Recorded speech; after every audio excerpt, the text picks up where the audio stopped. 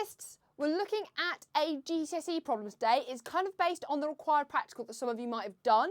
If you haven't done the required practical, you don't know what I'm talking about, check out our page on that on My Resources on the MyEdSpace website. So we've got a trolley that's moving down a ramp and we're using a light gauge to measure the velocity of the trolley at 2 different points. And we need to calculate the acceleration. So if you look on an equation sheet, or if you just look in the notes, there are actually 2 equations for acceleration. We've got A is equal to the change in velocity over time, or we've got V squared minus U squared equals 2AS,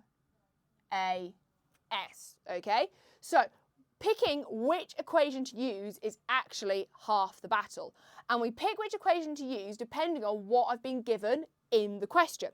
So let's have a look at what I've been given in the question. So we have got a distance here.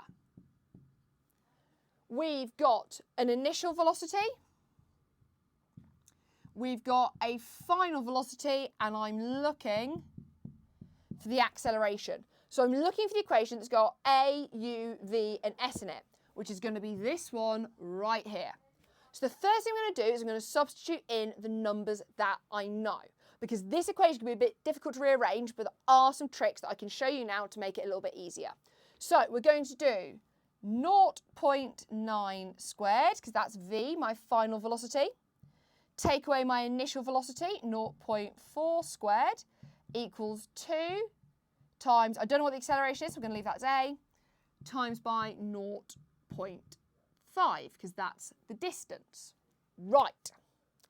I'm going to start by putting all of this side of the equation into my calculator to make it a number. So I'm going to put in 0.9 squared, take away 0.4 squared, which gives me an answer of 0.65. That equals, I can do 2 times 0.5, so 1 times A. And oh, would you look at that? Just by making this equation just a bit easier, straight away, I'm actually not even going to need to rearrange this, because 1 times A is just going to be the same as A.